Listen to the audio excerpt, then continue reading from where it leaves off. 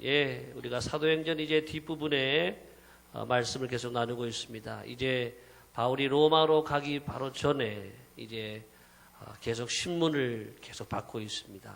그런 가운데 오늘 지난주 우리가 말씀드린 어떤 말씀이 이제 총독이 바뀌었습니다. 벨릭스 총독에서 이제 베스도 총독이 신임 총독이 되었어요.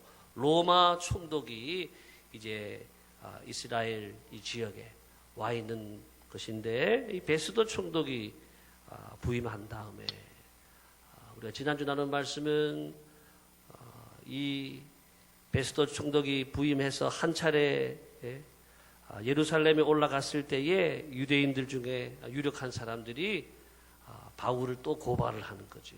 그래서 그러면 내가 내려가서 가이사랴에 가서 한번 내가 너희들의 말을 들어줄 테니까 내려가서 너희들이 고발해라. 그래서 가이사랴에 가서 바울이 무슨 죄를 지었는지 다 이야기하라고 하는 거죠. 다 이야기했는데 중대한 사건이라고 고발을 했지만 들어보니까 뭐 증거도 하나도 없고 이 총독이 볼 때는 죄라고 생각되는 것들이 없는 거예요. 내가 생각하는 그런 악행을 범한 것이 하나도 없는데, 또 바울 자신도 그런 일을 내가 범한 일이 하나도 없다. 악한 일을 이렇게 이 유대교나 또 성전이나 또 사람들에게 악행을 한 일이 없다라고 이 바울도 분명하게 이야기를 했습니다. 그리고 바울이 나는 또 예루살렘에 가기 원하느냐 물으니까 그렇지 않고 이제 어디입니까? 이제는 로마로 가서 가이사에게 이제 상소합니다. 그래서 가이사로 로마로 가기로 원하는 그런 말씀이 쭉 나와 있습니다.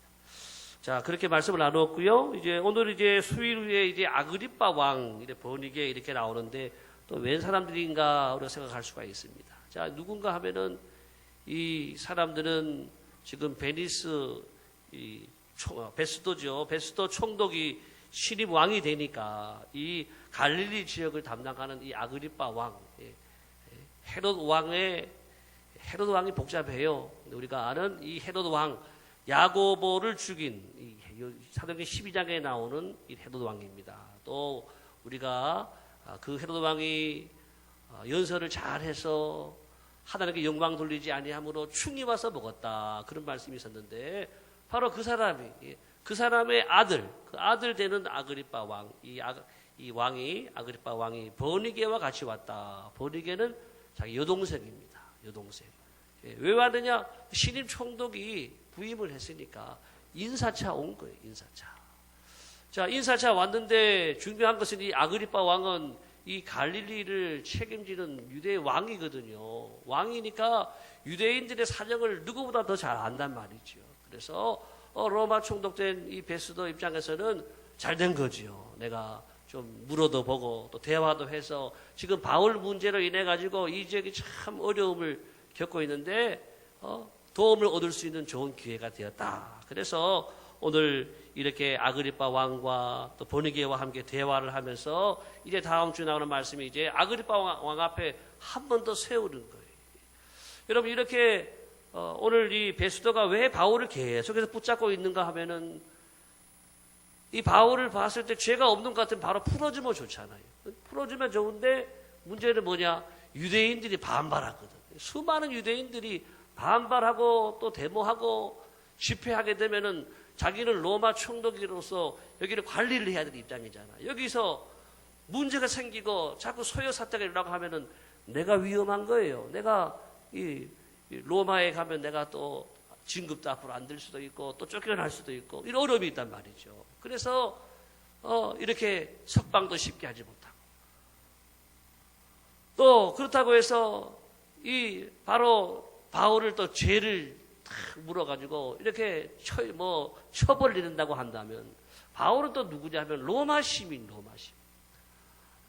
죄도 분명하지도 않은 사람인데 그것도 로마 시민인데 내가 로마 총독인데 로마 시민권자인 바울을 내가 또 이렇게 함부로 하는 것도 할 수가 없는 거예요. 이러지도 못하고 저러지도 못하는 아주 이런 좀 그런 지금 상황에 와 있는 거예요. 거기에다가 더 중요한 것은 바울에 대해서 분명한 이 죄목이 드러나지 않았다. 오늘 마지막 절에도 보니까 그 죄목도 밝히지 아니하고 죄수를 보내는 것이 무리한 일인 줄 아나이다. 그래서 죄가 아직까지 없어요. 뭐 죄목도 나오지 않았는데 우리가 처벌하려면은 이 사람은 뭐 도둑질을 했다든가 살인죄를 졌다든가 사기를 쳤다든가 분명한 죄가 나와야 되고 증거가 있어야 되는데 죄목도 안 나온 상태에서 이렇게 로마로 또 보내는 것도 합당치 않기 때문에 이렇게 오랫동안 붙잡고 또 아그리파 왕에게 한 번 더 이렇게 신문을 하고 상소할 자료를 찾기 위해서 이렇게 붙들고 있다라고 하는 것입니다. 나름대로 오늘 이 베스도 총독이 체세를 다 하고 있는데 오늘 잠깐 주목해 볼 말씀은 19절의 말씀 같이 주목해 보겠습니다. 19절 여러분 같이 다 성령을 읽어주시기 바랍니다. 같이 19절 시작.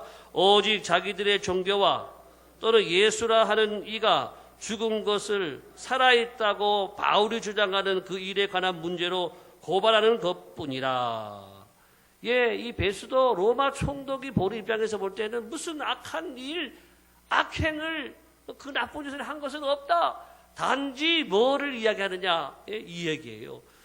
예수라는 사람이 죽었다가 살아났다. 단지 그 말하는 건데 그게 무슨 뭐 중요한 말이냐? 이를 말하고 있는. 여러분 여기에 우리가 주목할 필요가 있습니다. 예수가 죽었다가 살아났다. 할렐루야. 여러분 예수가 죽었다가 살아났다. 그거 무슨 얘기야? 뭐 강아지가 죽었다가 살아났다는 얘기야? 아니 누가 그렇게 그런 일이 있을 수가 있어? 무슨 누가 지어낸 이야기야? 뭐 이럴 수 있단 말이죠. 그 얘기 지금 이 사람도 지금 남의 얘기하는 식으로 또 뭐 잘못된 어떤 뭐 이단들이 주장하는 이야기를 지금 하는 것을 이야기하는 것으로 말하고 있잖아요. 여러분 예수님이 죽었다가 살아나셨습니다. 예, 이것은 이 당시에 엄청난 이야기인 거예요. 예, 대제사장들과 사두개인들이 왜 바울을 붙잡고 왜 바울을 죽이려고 하는 이유가 뭐예요? 바울의 입을 닫으려고 하는 거예요. 예수가 죽었다가 살아났다, 부활했다 이 이야기를 하면 돼요, 안 돼요? 우리는 해야지요. 해야 되는데 당시에는 하면 안 되는 거예요. 왜? 대제사장들이 누구예요? 예, 예수님을 잡아가지고 십자가에 달아 죽인 사람이 누구냐면 사내들이 공회의원이에요. 사내들이 공회에서 만장일 다 결의해가지고 그 중에 대표적인 사람이 대제사장들이고 또 사두개인들이거든요. 예? 대제사장들이 예수님이 죽었다 살아났다라고 이 말이 나가는 순간 자기들이 죽였잖아요. 그리고 우리는 하나님의 아들을 죽였어요. 구약 성경에 예언하셨던 바로 하나님의 아들을 우리가 죽였다라고 하는 거예요. 이거는 그들이 엄청난 죄를 지은 것이고 자기들은 이제는 끝난 거죠. 예. 사두개인들은 누구예요? 사두개인들은 부활은 없다 이렇게 말하는 사람이에요. 부활이 없다 그랬는데 예수께서 죽었다가 살아나셨다 부활했다라고 하면은 사두개인들은 사두개파는 문 닫아야 되는 거예요. 문 닫아야 돼요. 예. 사두개파의 이 이론 신학은 끝이 난 거예요. 예. 그것은 거짓이라고 하는 것입니다. 여러분 그것이 바로 예수님께서 죽으시고 살아나셨습니다. 사도 바울이 이 복음을 전하기 위해서 목숨 걸고 이렇게 생명을 걸어서 복음을 전하고 있는 것이고 이 사람들은 그렇게 막으려고 하는 거예요. 대제사장들과 사두개인들은 어떻게 해서든지 바울을 죽여서 40명 이 암살단을 조직해서 죽이려고 할 정도로 모든 방법을 다 당해가지고 바울의 입을 막으려고 하고 바울을 죽이려고 하는 것은 예수님이 부활했다라고 하는 사실 이것을 증거하고 있고 이것을 목숨 바쳐 전하고 있는 사람이 바로 바울이었기 때문에 그랬다라고 하는 것입니다. 사랑하는 성도 여러분, 부활을 감추려고 한다고 감출 수가 있습니까? 여러분 다 그들이 막으려고 했지만은 막을 수가 없는 거예요. 예수님의 12제자들이 다 어떻게 죽었어요? 다 순교했단 말이에요. 요한을 제외하고 다 순교했어요. 십자가에 달리고 거꾸로 달리고 또 뭐 비스듬히 달리고 뭐 여러 가지 모양으로 달리고 목을 쳐서 죽고 이렇게 다 죽은 이유가 왜 그래요? 예수님이 부활하시기 때문인 줄로 믿습니다. 예수님이 부활 안 하셨는데 왜 내가 목숨을 걸고 내가 왜 죽겠어요? 이 젊은 나이에 왜 죽겠어요? 예수님이 죽으시고 부활하신 것을 내 눈으로 똑똑히 보았기 때문에 제자들은 예수님의 부활을 생명을 걸고 증거한 줄을 믿습니다. 성경에 보게 되면 부활을 본 사람이 몇 명이냐? 500의 형제가 보았다. 여러분 500명이 봤으면은 당연히 믿을 수 있는 거예요. 그렇죠? 10명만 봐도 믿을 수 있는데 이쪽 산에 호랑이를 제가 봤어요. 여러분 믿으세요? 무슨 목사님 지금 무슨 시절인데 호랑이가 어디 있어요? 저 혼자 본 게 아니라 앞에 서양남 장로님하고 김남 장로님 셋이 같이 봤는데요. 그러면은 그래요? 그래도 다른 동물 본 거겠지요. 이럴 걸 한단 말이에요. 아니에요. 새벽기도 나온 사람들 그때 한 40명이 봤는데 하면은 예? 그럼 놀라는 거죠. 예? 40명만 봐도 다 믿을 수 있는 건데. 예? 500명 형제가 봤으니까는. 예? 부활은 여러분 명백한 사실인 줄을 믿습니다. 여러분 부활은요 기독교의 생명인 줄을 믿습니다. 예? 부활이 없으면 기독교는 문 닫아야 돼요. 여러분 교회 나오는 것이 헛된 것이라 그랬어요. 우리의 믿음이 헛된 것이라 그랬어요. 그것이 바로 예수님이 부활하셨습니다. 이것이 사실이면 이것은 생명의 문제인 줄을 믿습니다. 우리는 살게 되고 저들은 다 죽게 되어지고 부활이 없다고 하는 사람들은 다 지옥에 던져지게 될 줄로 믿습니다. 부활이 이렇게 극명한 차이를 가지고 오는 거예요. 우리는 살리고 모든 사람들은 다 나머지는 믿지 않는 사람은 지옥불에 던져지는 것, 이것이 바로 부활이라고 합니다. 여러분 예수님 부활이 있고 없고는 다만 대제사장과 사두개인들만의 문제가 아니라 오늘 우리 모든 인류의 문제인 줄을 믿습니다. 우리 모든 성도들 가정가정의 우리 모든 식구들의 문제인 줄을 믿습니다. 여러분의 모든 식구들이 예수님 부활을 다 믿으시기를 축복합니다. 예수님은 하나님의 아들이요 예수 믿지 않고는 안 되는 것입니다. 믿으면 구원이고 안 믿으면 지옥이고 부활을 믿으면 천국이지만 부활을 안 믿는 사람들은 지옥불로 영원히 던져지는 거예요. 우리는 이 부활을 여러분 일평생 붙잡고 우리도 이 부활의 신앙으로 살고 또 우리가 부활의 증인으로 살고 또 우리가 부활의 생명을 가지고 세상을 승리하며 살아가시기를 예수님의 이름으로 축복합니다. 자, 오늘 이 등장하는 인물들을 보게 되면 저는 읽을 때마다 말씀 볼 때마다 참 안타까운 생각이 드는 것은 이렇게 예수님 바울이 이렇게 재판을 하잖아요. 신문을 하잖아요. 근데 베스도를 보게 되면 베스도는 어떻게 보면은 굉장히 기독교에 대해서 바울이 전하는 것에 대해서 좀 호의적이라고 볼 수 있고 공명정대하게 어떻게 해서든지 이 사람들 해가 안 되도록 재판하려고 애쓰는 모습을 볼 수가 있어요. 자, 이렇게 오늘날 우리 교회를 향해서도 그렇지요. 우리 교인들에 대해서 호의적으로 생각하고 교회를 좋게 생각하고 교회 자기는 안 나가도 애들은 교회 나가라 그러고 교회 보내고 그런 분도 있단 말이죠. 여러분 그렇지만은 중요한 것은 예수님을 믿어야 될 줄로 믿습니다. 정의로 구원을 얻지 못하는 거예요. 내가 사회적으로 세상적으로 정의를 말하고 바른 것을 말하고 또 내 나름대로 진리를 말한다고 해도 거기에 구원이 있는 게 아니에요. 오직 예수님께만 구원이 있는 줄을 믿습니다. 또 한 가지 이 아그리빠 왕은 오늘 22절에 이렇게 말하고 있어요. 22절. 자, 다 같이 볼까요? 22절 성경을 보세요. 시작. 아그리빠가 베스도에게 이르되 나도 이 사람의 말을 듣고자 하노라. 베스도가 이르되 내일 들으시리라 하더라. 나도 이 사람의 말을 듣고자 하노라. 아그리빠도 어떻게 들으면 이 사람이 이 바울의 말을 들으려고 하는구나.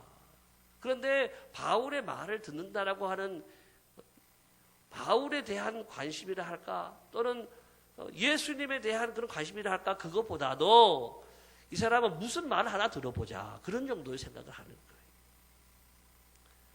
복음에 대해서 드리는 자세가 아니라고 하는 거예요. 그거 어떻게 알 수 있느냐 하면은 우리가 그 말씀이 나와 있어요. 26장 28절 26장 28절 다 같이 보겠습니다. 26장 28절 시작. 아그리빠가 바울에게 이르되 내가 적은 말로 나를 권하여 그리스도인이 되게 하려 하는도다. 복음 받으려는 자세가 하나도 없는 거예요.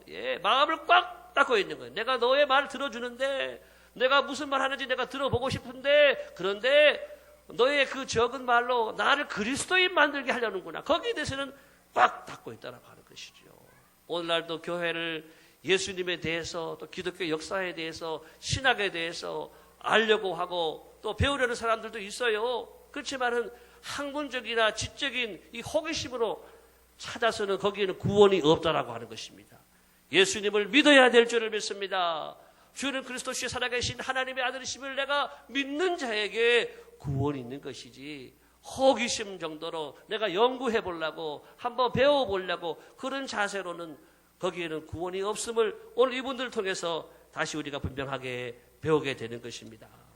자, 이제 오늘 이제 우리가 함께 주목해 볼 말씀은, 오늘 21장부터 이어지는 변론이 보니까 총 5번에 걸쳐 변론이 나오고 있어요. 바울의 이 신문 기간이 이렇게 길어야 했던 이유, 왜 하나님이 이렇게 바울에게 긴 시간 동안에 이렇게 신문을 받게 하시는가, 그것을 한번 찾아보는 거예요. 자, 5번의 변론 앞에 볼까요? 읽어보겠습니다. 첫 번째는 어디서? 천부장. 두 번째 산헤드린 공의회. 세 번째 벨리스 총독 앞에서. 네 번째 베스도 총독 앞에서. 그 다음 5번째 아그리빠와 버니게 앞에서. 이렇게 5번에 걸쳐서 계속해서 신문을 했다. 이 말은 바울은 5번에 걸쳐서 똑같은 이야기를 또 하고 있는 거예요. 그리고 적어도 바울의 말을 3번 이상 듣는 사람들이 많아요. 유대인들 중에 한 3-4번 듣는 사람들이 많아요. 다 천부장 앞에서 그때 다 들었거든요. 부형들이요 하면서 바울이 자신의 간증을 했단 말이에요. 사내들이 공회 앞에서도, 총독 앞에서 그때도 유대인들이 왔잖아요. 이렇게 수많은 유대인들이 여러 번에 걸쳐서 바울의 그 말을 들었어요. 바울의 간증을 들었고 바울이 전해주는 복음을 들었다라고 하는 거예요. 바울에게 어떻게 보면 이것이 고난의 시간이기도 하고 긴 시간, 지치길 수 있고 힘든 시간인데 왜 이런 것을 하나님 반복하게 하셨을까? 자, 그것은 2가지 정도 많은 이유가 있겠지만 보겠는데, 첫 번째 시작. 로마에 가서 복음을 전하기 위한 당시의 특별한 상황이었다. 이러한 과정을 거쳐야지 이 로마로 갈 수 있기 때문에 마지막 이 총독을 통해서 이제 가이사에게 보내지는 이제 마지막 그 작업이 되기까지 이제 한 4번, 5번에 걸쳐서 이렇게 신문이 진행됐다라고 하는 것입니다.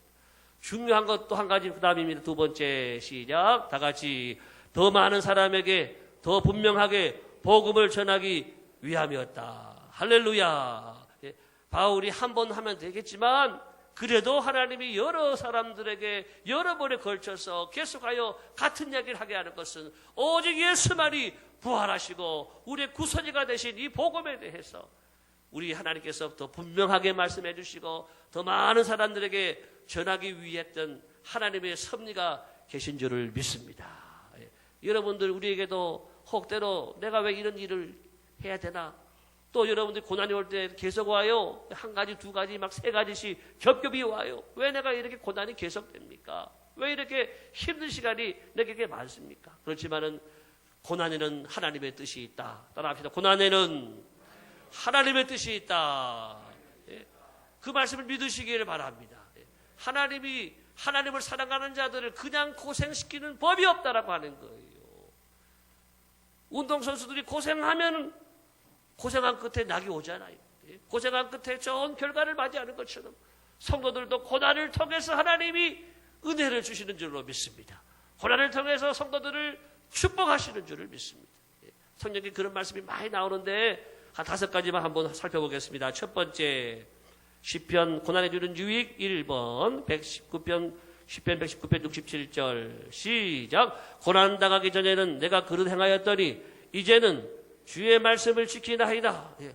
고난이 없으면 사람은요, 내 갈 길을 내가 가는 거예요. 하고 싶은 것, 가고 싶은 것, 내 의지대로 살아가는 거예요. 그렇지만은 고난을 통해서 어텐션, 스탑, 하나님이 멈추라고 하는 거예요. 그래서 하나님이 부르셔서 말씀을 주셔요. 말씀을. 고난 중에 하나님께서 들려주시는 주의 음성을 들으시기를 바랍니다. 하나님의 음성을 듣게 되고 말씀을 이제 지키게 된다라고 하는 것입니다. 말씀을 벗어났던 삶 속에서 말씀으로 돌아오는 삶이 세워지는 거예요. 2번째, 베드로전서 4장 1절 1분단 2분단 읽으세요. 시작.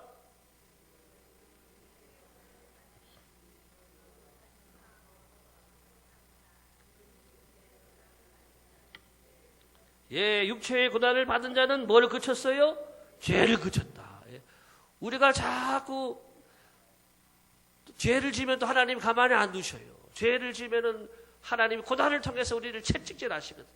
때리시고 어려 받으시는, 때리시고 우리에게 고통을 주고 아픔을 준단 말이죠. 그때 우리는 내가 잘못했습니다.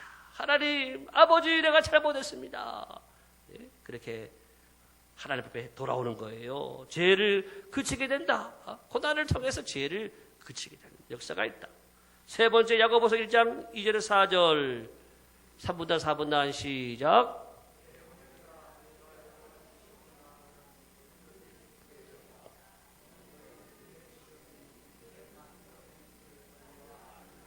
인내를 온전히 이루라. 이런 너희를 온전하고 구비하여 조금도 부족함이 없게 하려 함이라. 네, 고난을 주는 것은 고난을 통해서 우리를 온전케 하게 하기 위한 하나님의 뜻이다. 뜨거운 물 용광로로 다 태워져야지 불순물이 제거되어져서 정금이 되어지는 것처럼 조금 더 부족함이 없는 그릇을 만들기 위해서 하나님이 고난의 채찍을 사용하신다라고 하는 것입니다. 고난 당하면은 그래서 우리는 나중에 좋은 줄로 믿습니다. 그때는 아프지만은 고난 당한 다음에 좋아지는 거예요. 팽이도 맞아야지 어떻게 해요? 살아나는 거예요. 그렇죠? 팽이는 안 때리면 그냥 있어요. 그렇지만 때리면은 살아나는 거예요. 고난을 통해서 내 영혼이 살아나고, 고난을 통해서 부족함이 없는 그릇으로 준비된다, 만들어진다. 네 번째 보겠습니다. 예레미야 29장 11절.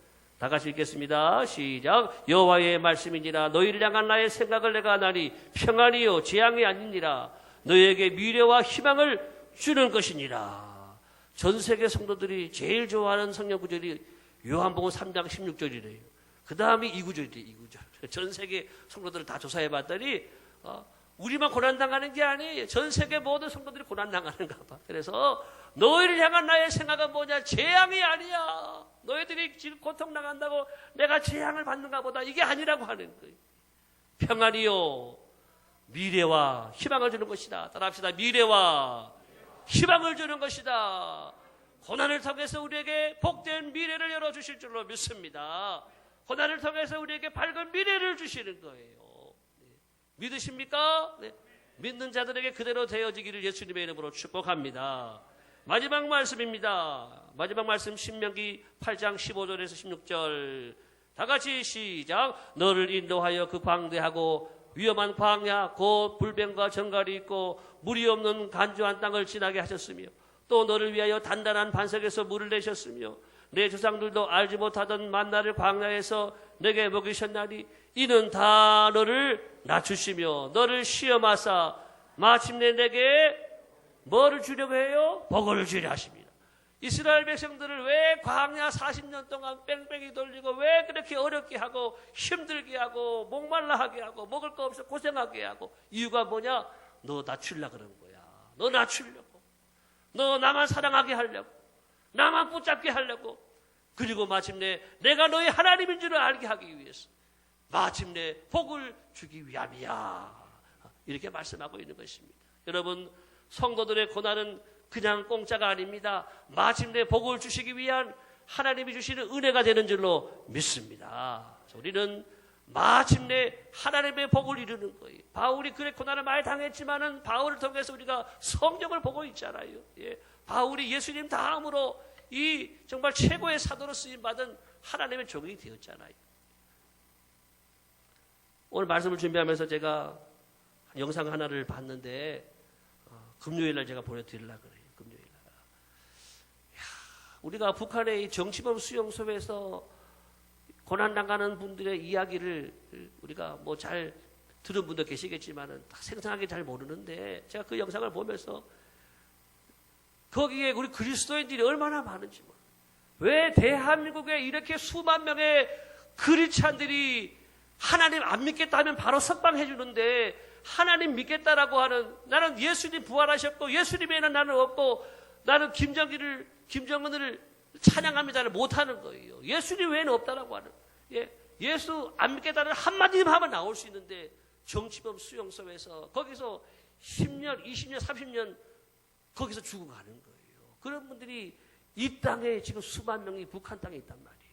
거기서 나온 분의 그 이야기를 제가 영상을 봤는데 그런 생각을 해봐요. 하나님이 왜 대한민국에 전 세계에서 지금 대한민국이 가장 이 북한이 복음의 핍박률이 가장 높아요. 가장 핍박을 많이 하는 나라가 북한이고 가장 고난당하는 나라가 대한민국. 왜 하나님이 이 나라에 이런 많은 고난을 주실까? 하나님이 마침내 대한민국을 마지막 때에 쓰시기 위함인 줄로 믿습니다. 마지막 때 대한민국을 마지막 때에 일으키시고 쓰시려고 그렇게 많은 고난을 통해서 이 나라를 준비하게 하시고 이 나라를 장차 통일 한국 시대를 통해서 세워가시고자 하는 위대한 하나님의 뜻이 있는 줄을 믿습니다.